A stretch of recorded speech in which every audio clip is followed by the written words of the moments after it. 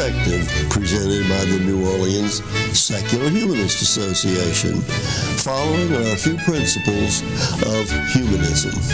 We're committed to the use of science and reason for understanding the universe and for solving human problems. We're skeptical of untested claims of knowledge, but we're open to new ideas. We are concerned with securing justice and fairness in society and in ending intolerance and discrimination. We are committed to the total separation of religion and government. We affirm humanism as a realistic alternative to the theologies of despair and the ideologies of violence. We reject the concept of an afterlife and believe in living a full and rewarding life here and now. We value and respect each individual's right to judge and lead their lives according to their own position, as long as it's respectful of other people, living in a free society. We hope you enjoy today's program and others in the weeks to follow. Thanks again for watching our show. I'm Harry Greenberger. I'm the president of the New Orleans Secular Humanist Association, and I serve as host for this program. And my guest today is a neighbor of mine, David Bernstein. David and I both very recently attended a forum at the Baptist Theological Seminary, and the topic of that forum was, is there life after death? And of course, there were two different views on that particular question. And David, I think, maybe has his own research and his own viewpoint as to life after death. So I'm going to let you start anywhere you want to. Thank you, Harry. Well, okay, as I heard your lead-in, the secular humanists, I think, are at their best when they're defending science and reason and looking for let's say, only accepting knowledge that can be tested and proven. But also the comment was made that we reject a belief in the afterlife. And I think maybe it might be interesting to your members and your audience to know a little bit about the research, because there's been quite a lot. It tends to follow, well, I'd say the three main bodies of research are having to do with near-death experiences, or NDEs. This has been widely studied around the world since a book came out in '75, Life After Life, by a cardiologist who had 150 subjects. And the reason it's been studied a lot is that these are cases that literally fall into the laps of doctors because they're resuscitating people who have had cardiac arrest. They've come into the hospital usually with all kinds of different causes, drowning, electrocution, various accidents. And they're surprised by what their patients say once they've been resuscitated. They'll mention that they saw the procedure, and they even sometimes refer to remote viewing, like they were on top of the roof and they saw a red tennis shoe. And the doctors would say, well, let's go get a janitor and go up there and see what's there, and there's a red tennis shoe. So, at least that is what has been reported to us. Yes. All right. And so they started their own international organization, the doctors themselves, and have had annual international conferences since '82, and they have their own journal, and they're doing peer-reviewed studies with control groups. So they will, for instance, they'll take 33 people who have had a near-death experience, and they'll ask them to describe the procedure that they claim they witnessed, and then they'll take 33 others who also were resuscitated but did not claim to have had a near-death experience, and ask them to describe the procedure. Well, they can't. I mean, they may guess some things right, but they're always wrong about one significant thing. So these studies are out there. There's a book I like. It's Chris Carter's Science and Near-Death Experience, where he goes through the research of the last 30 years and considers challenges by skeptics and addresses those. Now, part of the reason why this evidence is credible is that there is a core experience that people report. It's not just that they see the procedure, but they are describing, well, a separation from their body. They're describing a tunnel. They're describing, at the other end, seeing a being of light, seeing and then meeting deceased relatives. If they're children who have no deceased loved ones, they describe seeing animals that they've known. Let me say this. What you're discussing right now is reports regarding near-death experience. These people were not dead. The question then in my mind is how any of that is relevant to true life after death, not after almost death. How is that related? Well, of course, there are definitional problems with death. It seems to be hard even for medical science to define, but these people, their experiences have been corroborated by another body of evidence, the regression evidence. And this is a body of, these are really therapists, psychiatrists and PhD psychologists mostly, who have found it useful to treat people, using hypnosis and trying to find the cause of whatever it is they're suffering from. But back to my question, the doctors who have written about and reported these near-death experiences, are they saying that those individuals were dead?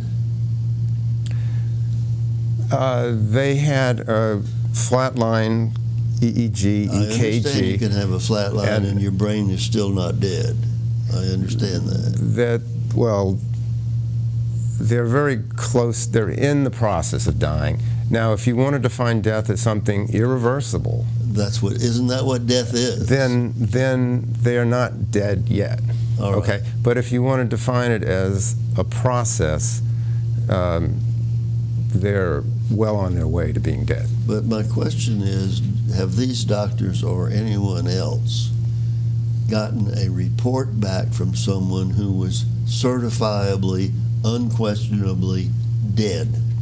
Yeah, well, that's what I was getting to with the regression, because in these cases, and it comes upon them unexpectedly, really, in their own research. They're usually asking some open-ended question like, when did your symptoms start?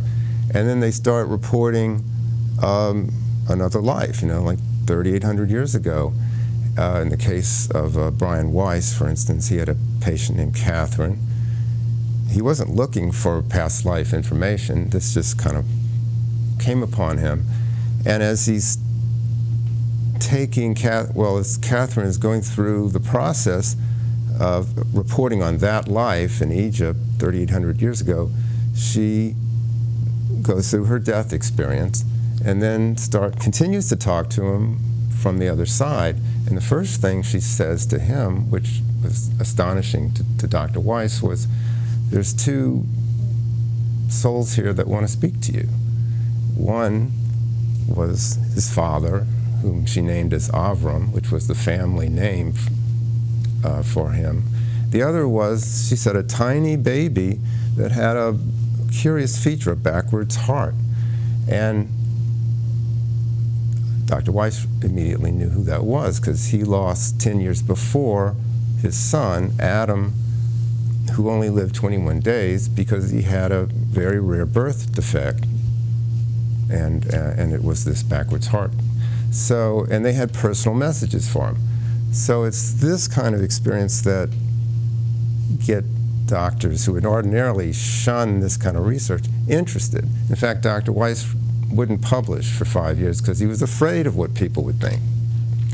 Well, and rightfully so, because it's very interesting that these people who claim to have had, some prior life in years back, they always seem to be like royalty of some kind, or Napoleon, or they never are a slave or a cook and a housekeeper. They're always somebody of great interest that they're in their prior life, and it just makes people like me wonder.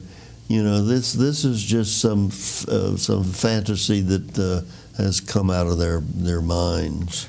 I understand that is a common view of the research, but it's really not based on reading the case studies. I would respectfully, suggest that. I have not read the case studies. The case studies just don't reflect that. There's really almost no cases of anyone famous being found in regression, and there's thousands of these case studies.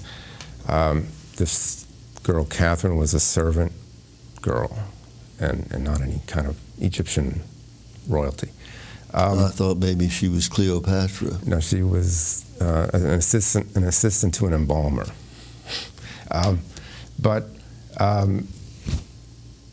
Getting back, there are now people who have been interested in actually exploring people who are in between lives, who you would think of as dead, physically dead.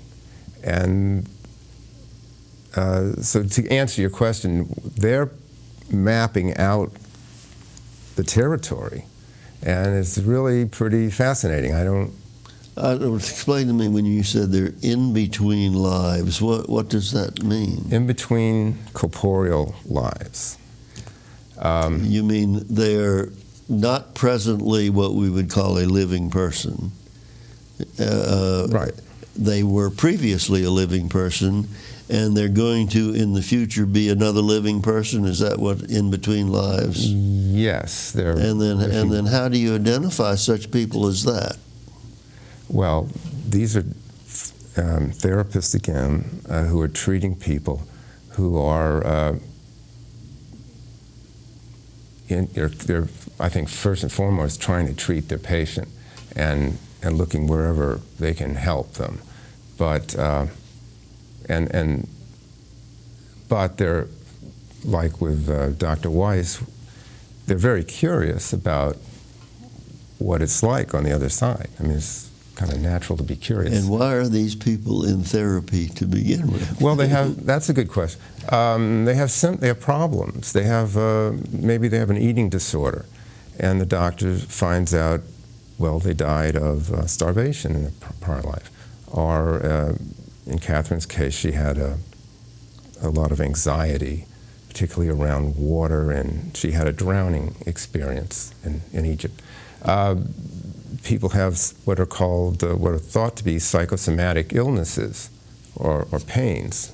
When you can't find an organic cause, psychiatry calls it psychosomatic. They say it's in your head. Yes. But, well, Dr. Michael Newton says when he gets a case of psychosomatic pain, he has a very high incidence of treating people by just taking them to whatever incident caused it. So he'll describe a case where a lady's in a carriage, horse-driven, falls out the carriage, wheel rolls over her leg, fracturing it. And for somehow, bringing that cause to the conscious mind helps the patient. But these people were in therapy because they had some kind of mental aberration. No, not necessarily. Well, you don't go for therapy if your mind is clear and logical and you have no mental problems. Well, no. You'd go for physical therapy other than that.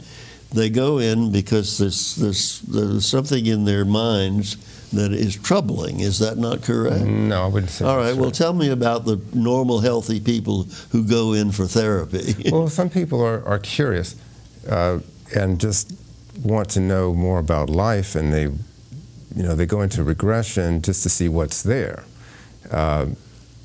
They think it would help them understand their relationships and Okay, things so like that. you're talking about regression therapy. Regression, yes.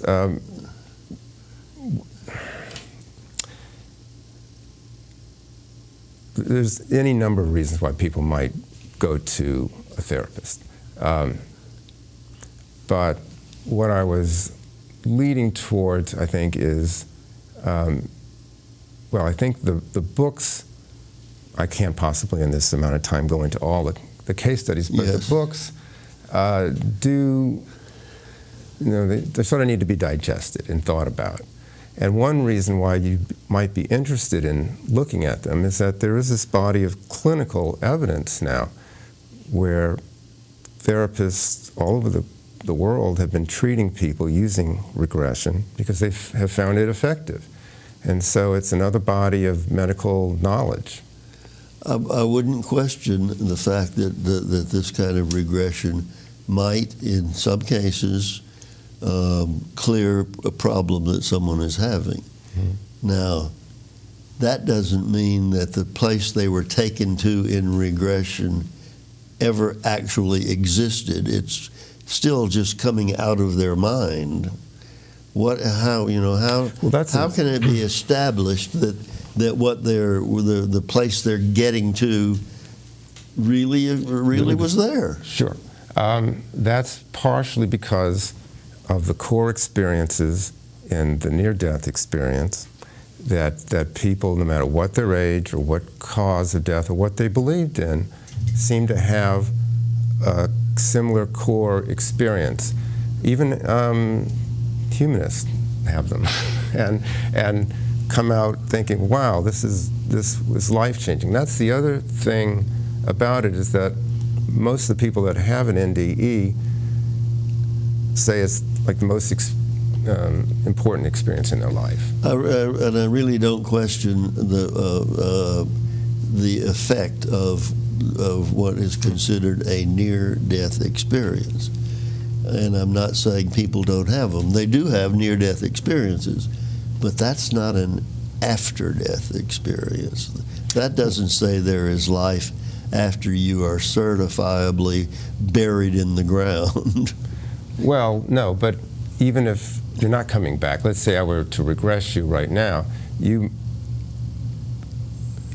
I could take you through a death experience, say in a prior life, and you would report some of the same things, according to the research I've read, some of the same things that people have identified in near death, which is really just an orientation. That's just a snippet. Well, let's say that there is life after death, which is the theory we're talking about. And I presume that then would then relate to the concept of everlasting heaven or hell. No. Well, if you as a person, knowing yourself, I live beyond my death, where are you? Okay. Well, you are not in this plane of existence, and you are in what some people would call a subtle body. Say that again? A subtle body. A subtle body. What does that mean? Well, a subtle body, it's interesting that people don't really have a problem with subtle body if they're going to their Chinese doctor or their Ayurvedic doctor who's using techniques to address subtle body imbalances. They don't have any issue with it when they're doing Tai Chi or when they're doing yoga or various forms of meditation where we talk about and engage the subtle body. But they have a problem with it when you talk about the subtle body being somehow that it can function independently of the physical body. That's when there's All a right. lot of dispute. Now I understand about subtle body, and some people would call that your soul. I find That is this is the thing that religious people say continue after your real bodily death, that your soul goes on. right, but the religious people make a lot of assumptions about the afterlife. Absolutely. And why humanists might be interested in the research is that it doesn't validate religious beliefs. It doesn't. I mean, you could pretty much take any religious myth. It's not going to match up with what the researchers are finding. I understand, but the particular thing we're talking about is life after death, which is what many religions promise you. And you're saying, yes, there is such a thing as life after death, right? Is that what you're saying? Yeah, well, I would quote Mary Oliver, who said that love is real, pain is real, but death is an imposter. An imposter, meaning you're not really dead. Is that what that means? Well, that's very poetic, but I still am questioning whether anyone who was unquestionably officially dead ever got some message back to us living people saying, I still exist. Well, they're not. They may be. Well, here's what the research is showing on that. All right. The research is indicating that we have, let's say, a guide, that being of light that people talk about when they say they have had the near-death experience. That is someone who we work with on the other side and is our guide. But there's some evidence that the guides also try to talk to us.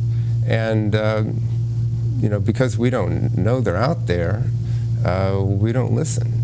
But maybe if we did know that they were accessible, we might seek their guidance.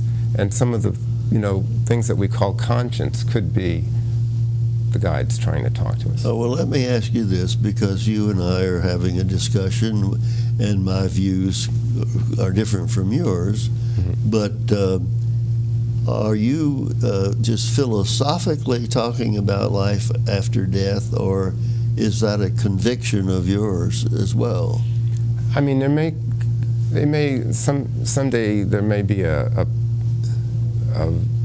physical or material explanation for all this phenomena, but until I see it, I go with what I'm reading in the case studies, which tells me otherwise. And I've read, mind you, a lot of criticism also, but none of it really accounts for the amazing similarity across culture and age groups and belief systems. What you're saying, you still have an open mind to that likelihood. You have to be open-minded.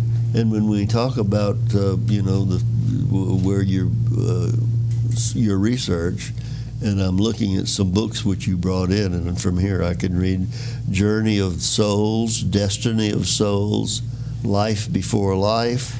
Yes. And I'm just wondering, are these books all coming to the same conclusion? Well, the authors don't always say the same things, but generally speaking, yes, they're studying different phenomena, like this one, Life Before Life by Jim Tucker. He was a protege of Ian Stevenson, who did for about 35 years the initial research going around the world, gathering recollections of children. Children from 2 to 7 sometimes tell their parents, Mommy, I was, a truck driver. I lived in this other village. And the interesting ones for these researchers are the ones that are very detailed, where they have 20, 30, 40 things that the child has said that they can go and investigate. Getting personal, have you undergone a regression therapy yourself? I've been regressed, and I have regressed others. But in your session where you had this, did you find a prior life? Oh yeah, I mean, And you're it's not very- you're satisfied that this in fact existed. Well, I wasn't sure, really.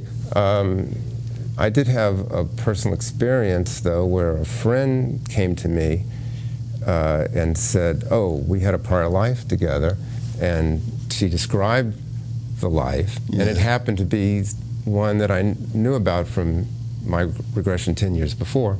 So that, to me, was pretty interesting. You've had some convincing evidence. Some, but not like others. I mean, there's a doctor who had 2 children, 3-year-olds.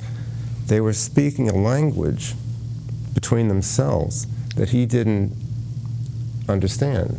He lived in New York City. This is recent. And he took them to Columbia University, to the linguistics department, and they listened to them and said to him, they're speaking Aramaic. Now, this wouldn't be exceptional if this were the Middle East between 500 BC and 500 AD, but for 2 3-year-olds to talk Aramaic between themselves is pretty anomalous. All right, well, getting close to the end of this session, and my mind is not. I have an open mind, but I have my own concept of where all this would be taking me. If I went through a regression session, being, having the kind of mind that I have, is there any likelihood that I would come up with something inexplicable like a prior life, or do you have to be amenable to that kind of outcome for it to happen? You don't have to be amenable. You can be totally skeptic, not believe in anything like this, and you can still have a near-death experience, or you can still be regressed and have prior life information. A very high percentage of people who are regressed relate prior life information, like 95%. So that's one of the reasons why it does seem somewhat credible. What would, I think, be interesting to people is that you can fact-check your assumptions using this kind of research. David, our time is up. Okay. And I thank you very much for having this discussion. And yes, even secular humanists should have an open mind to concepts that we may not originally agree with. I want to thank you folks for watching our show again. Hope you'll be with us every week.